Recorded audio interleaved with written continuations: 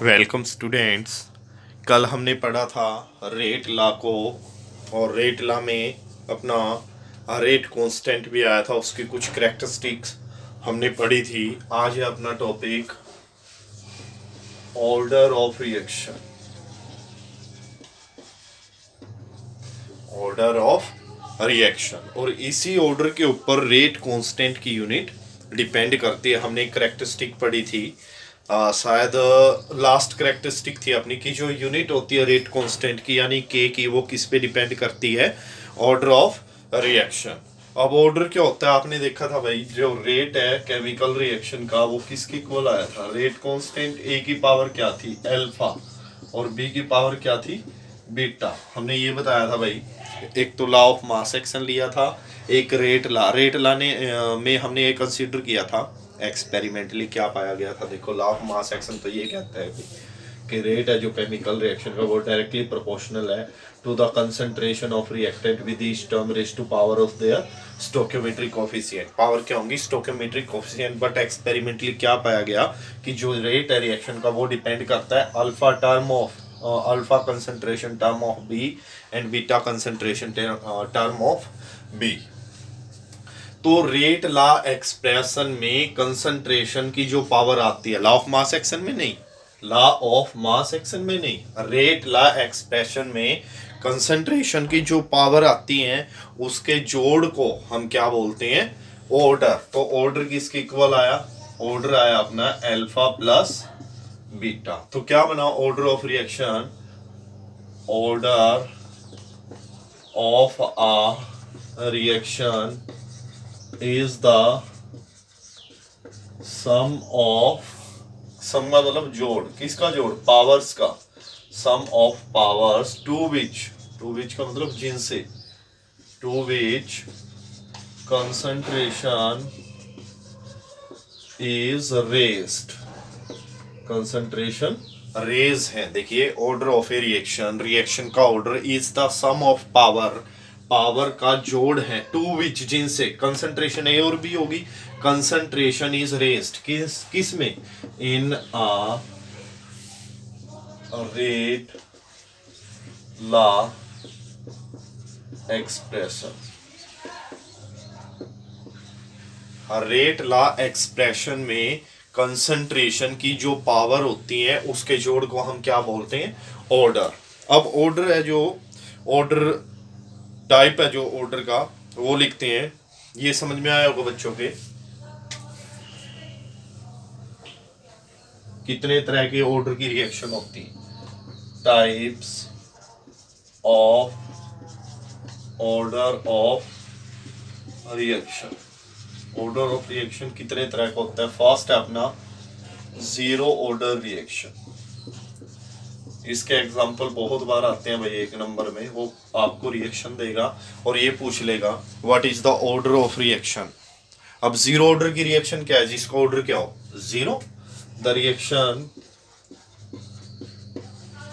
whose, अब कहेंगे zero कैसे हो सकता है? whose order is zero. भाई एक यहाँ पे इंपॉर्टेंट बात आपको बताऊंगा, बड़े ध्यान से इसको समझेंगे।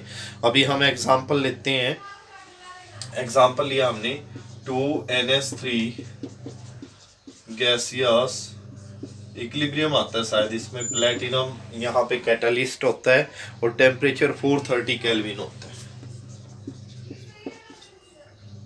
एक तरफ करते हैं इस रिएक्शन को, N2 gaseous plus 3H2 gaseous, ये रिएक्शन है। जो इस रिएक्शन के लिए ऑर्डर है भाई वो जीरो होता है। क्यों होता है? क्योंकि जो रेट है, क्या कहा था रेट लाने? Rate of reaction is directly proportional to the concentration of reactant with each term raise to power which may और may not be stoichiometric coefficient. भाई जो रिएक्शन का रेट है वो NH3 की कंसंट्रेशन पे डिपेंड नहीं करता।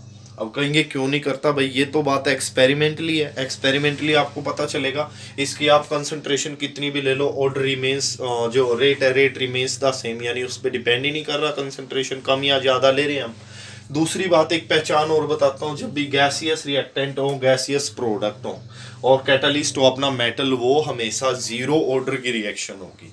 ऐसा क्यों होता है? क्योंकि मेटल के सरफेस पे जितनी गैस है एड्जॉर्ब होती है उतनी ही गैस रिएक्ट करती है, फिर उतनी एड्जॉर्ब होती है, मतलब कंसंट्रेशन का कोई भी इफेक्ट नहीं पड़ता, क्योंकि कंसंट्रेशन क्या रहेगी मेटल सरफेस पे?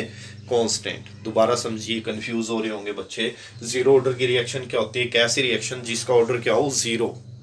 अब हमने ये रिएक्शन ली, यहाँ पे NH3 की पावर कितनी आएगी? जीरो। एक्सपेरिमेंटली पाया गया। पहचान मैंने क्या बताई है? जब भी गैसियस रिएक्टेंट और गैसियस प्रोडक्ट और कैटलिस्ट मेटल हो तो हमेशा वो कौन से ऑर्डर की रिएक्शन होगी? जीरो ऑर्डर की। इसी तरह का आप एग्जांपल ये भी ले सकते हैं, 2HI gaseous H2 gaseous plus I2 gaseous. अगर आप ऐसे लेते हैं तो ये होगी सेकंड ऑर्डर की रिएक्शन।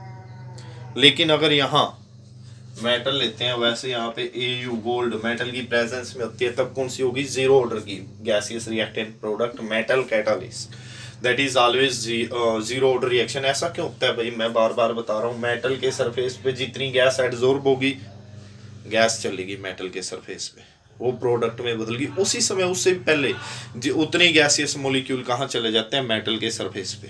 तो कंसंट्रेशन का तो इफेक्ट है ही नहीं है भाई। मेटल के सरफेस पे कंसंट्रेशन क्या रहेगी? कांस्टेंट रहेगी। जितनी इस बार आए मॉलिक्यूल नेक्स्ट टाइम भी उतनी ही आने हैं, तो रेट क्या रहेगा? अनअफेक्टेड रहेगा, चाहे NH3 यानी कि रिएक्टेंट कितना भी प्रेजेंट हो। अब मैं बताता हूँ ऐसा क्यों हुआ। This is because the concentration किसकी? Gaseous reactant. Concentration of gaseous reactant remains same on the metal surface या metal catalyst surface। ऐसा क्यों हो रहा है भाई? क्योंकि रिएक्टेंट जो गैसियस रिएक्टेंट है उसकी कंसंट्रेशन कांस्टेंट रहेगी। किसके सरफेस पे? मेटल कैटलिस्ट के। जितनी गैस स्कीप्ड ऑफ बाहर गई है, the amount of gas which is skipped off from the surface of catalyst, catalyst के सरफेस से जितनी गैस स्कीप ऑफ बाहर जाती है, मतलब प्रोडक्ट में बदलती है, वो किसके इक्वल होती है? Amount of gas adsorb on the surface of catalyst. मतलब जितनी गैस प्रोडक्ट में बदलती है उतनी ही गैस एड्सॉर्ब होती है भाई, उससे ज़्यादा नहीं। तो कांस्टेंट रहेगी कंसंट्रेशन, ठीक है, डिपेंड ही नहीं करते, ये कितना भी ले लो वो कितना भी उतनी आएगी जितना सरफेस है भाई मेटल कैटलिस्ट का। The amount of gas skipped off from the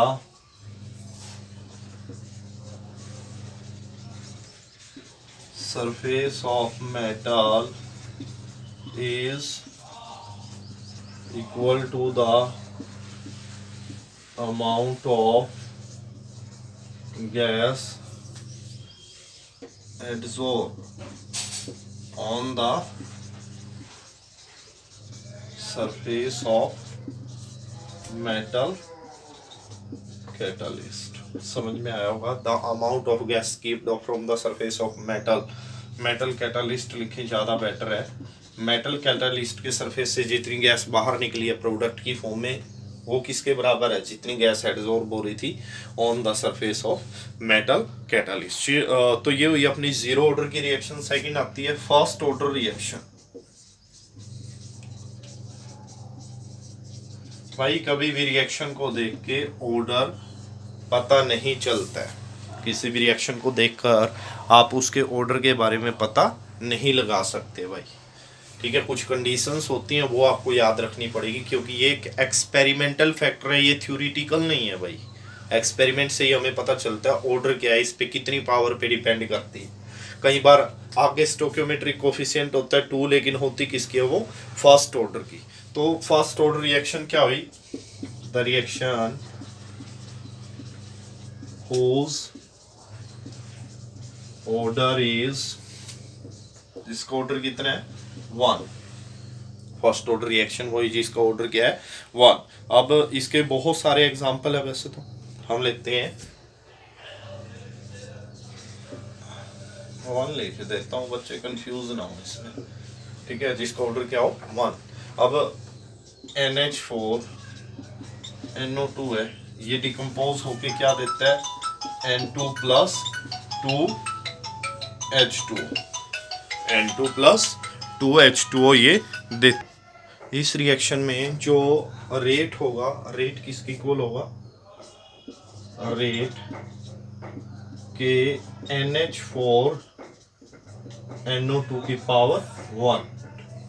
तो ऑर्डर कितना होगा 1 होगा भाई, ऑर्डर होगा अपना 1। और बहुत सारी रिएक्शन, आप दो दो एग्जांपल इन रिएक्शन के याद करेंगे। H2O2 है भाई, H2O2,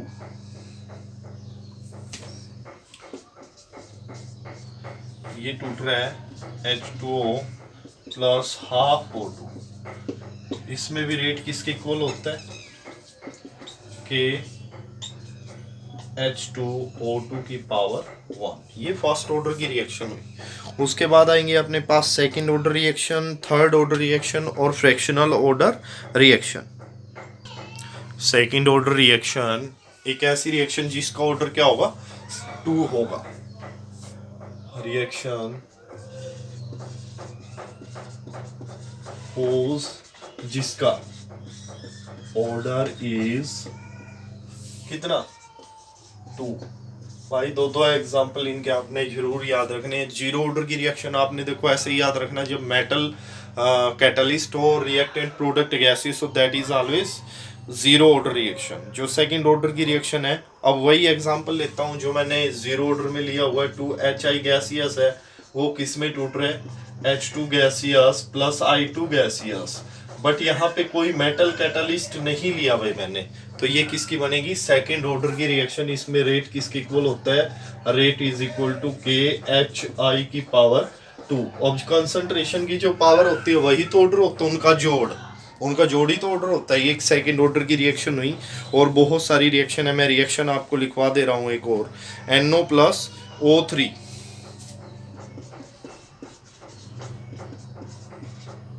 O3 क्या बनेगा NO2 प्लस O2। यहाँ पे रेट किसके इक्वल होगा, rate is equal to K NO1 और O3 1।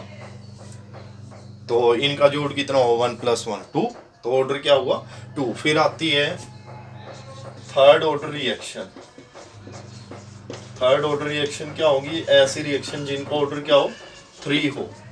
द रिएक्शन whose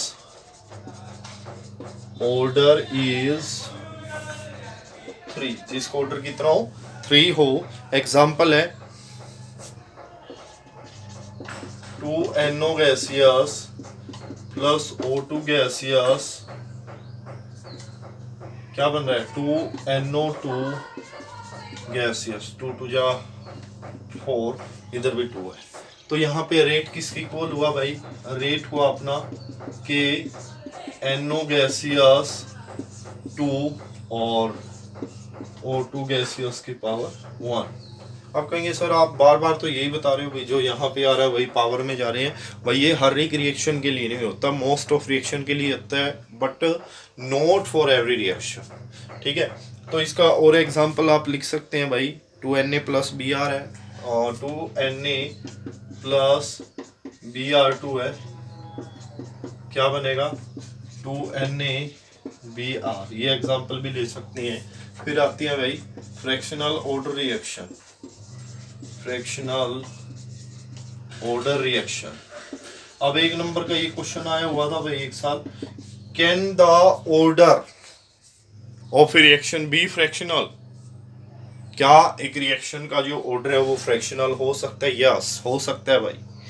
ठीक है, तो फ्रैक्शनल ऑर्डर रिएक्शन क्या हुई, ऐसी रिएक्शन जिसका ऑर्डर क्या हो fractional. The reaction whose order is in fraction, अनुपात में हो, जैसे 2/3 1/4 कुछ भी हो भाई।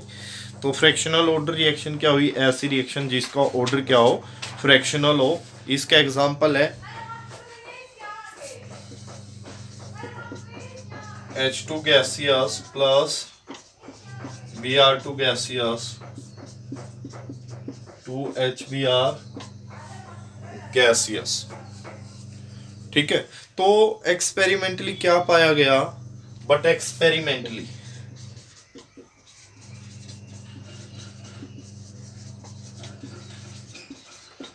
it was found that rate depends upon half concentration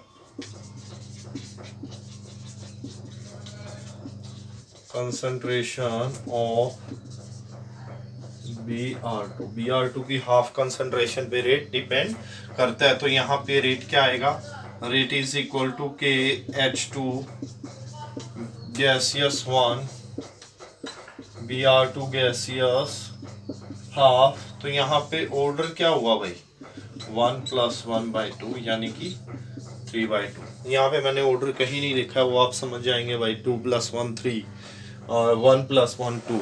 order कितना होगा, 2 कंसंट्रेशन की पावर है भाई। तो ये समझ में आया होगा बच्चों के।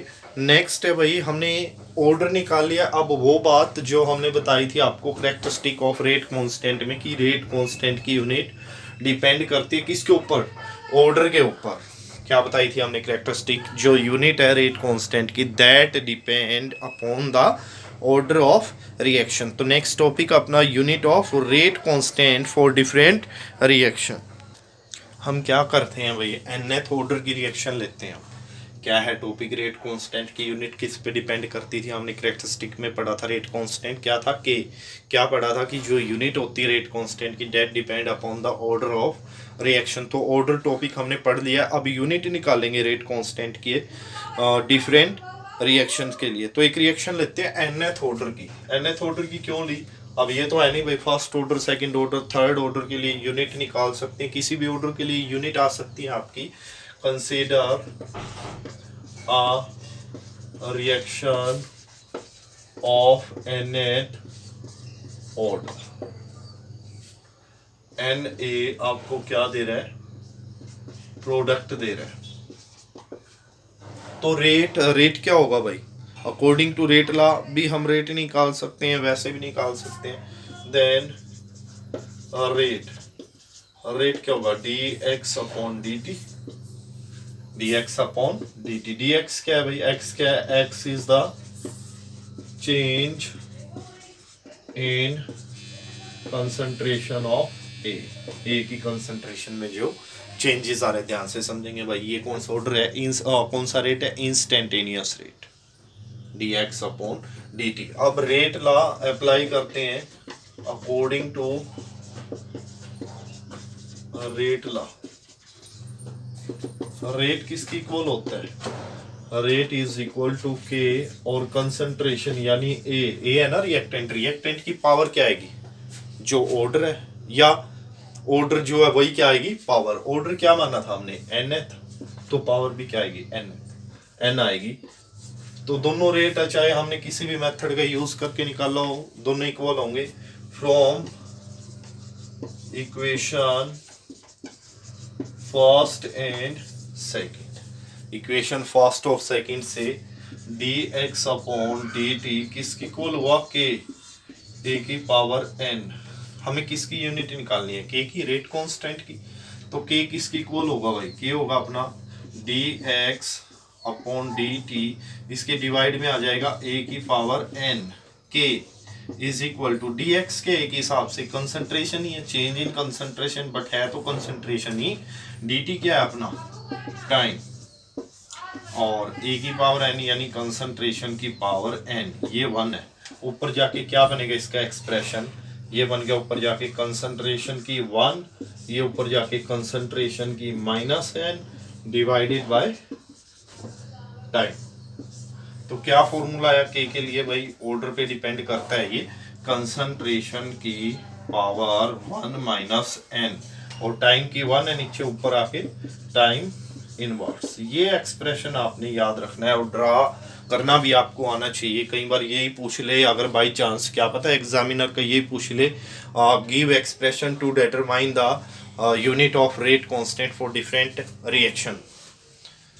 या you are given an nth order reaction, how will you give a relation between relation to find the unit of rate constant। तो अपने पास क्या आया भैया एक्सप्रेशन के rate constant is equal to concentration की power 1 minus n time inverse.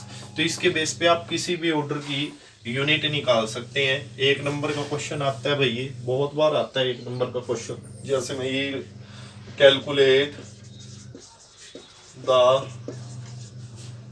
Unit of rate constant for zero order reaction.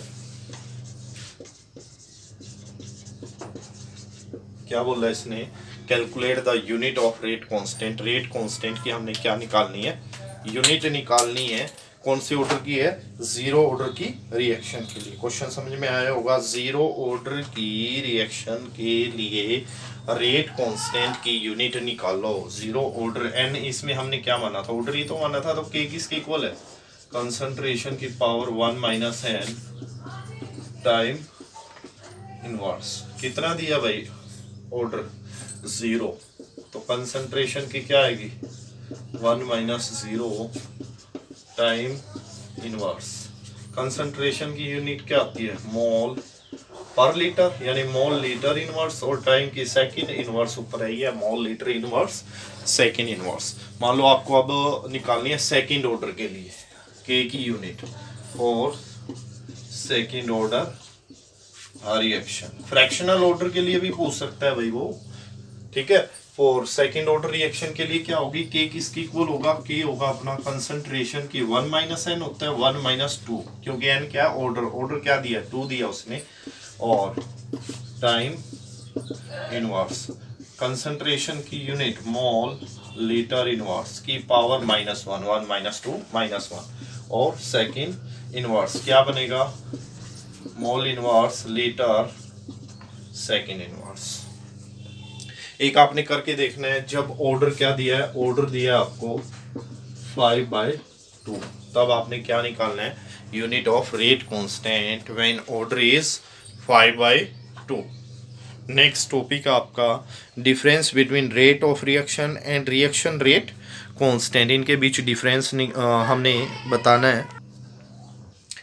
Rate of reaction and reaction rate constant. Reaction rate constant को हम क्या बोलते थे, के रेट अपनाता था, रेट प्रोपोर्शनल है मान लिया किसी के भी एक, जब प्रोपोर्शनैलिटी का साइन हटता था तो अपने पास क्या आता था, रेट कांस्टेंट। इसी को तो बोलते हैं हम रिएक्शन रेट कांस्टेंट। तो रेट को हमने कैसे परिभाषित किया था, चाहे एवरेज रेट हो चाहे इंस्टेंटेनियस रेट हो, the rate of a reaction is the change in concentration of reactants और प्रोडक्ट विद टाइम। समय के साथ उनकी कंसंट्रेशन में कितना चेंज आता है। Rate is the change in concentration of anyone, या आप लिखेंगे of reactant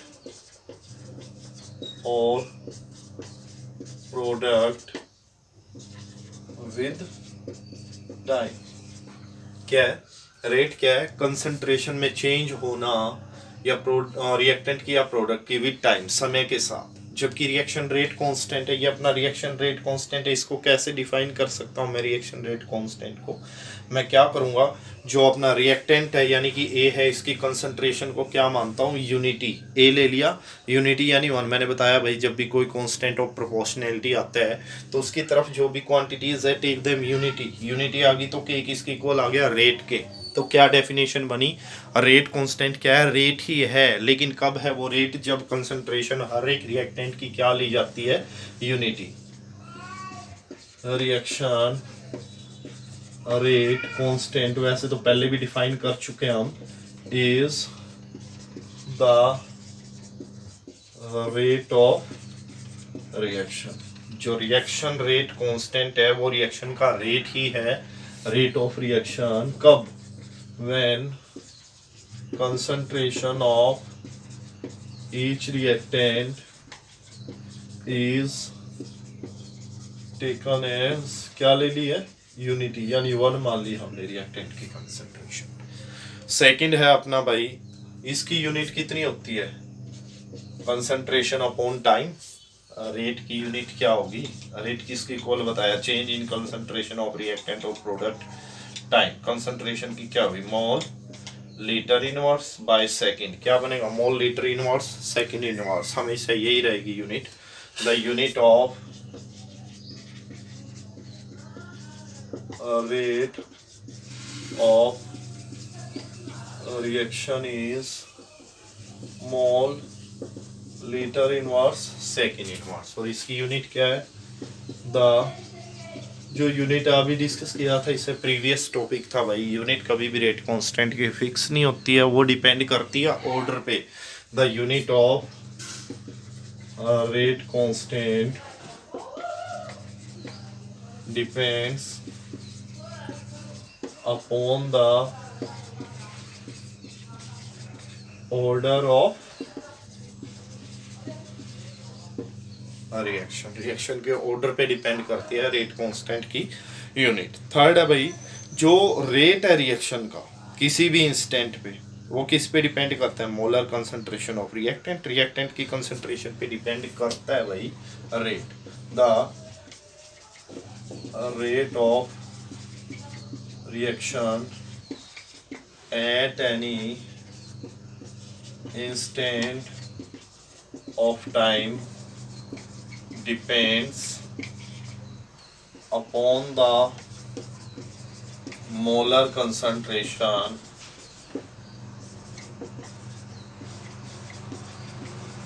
reactants।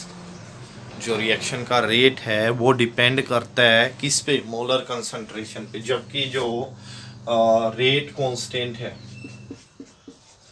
The reaction rate constant does not depend upon the molar concentration of reactants। Molar concentration पे डिपेंड नहीं करता रेट कांस्टेंट, टेम्परेचर पे depend करता है, वो हम लेटरली जो भी टॉपिक आएंगे उनमें डिस्कस करेंगे। आज के लिए इतना ही, बड़े ध्यान से इसको करना है। Thank you.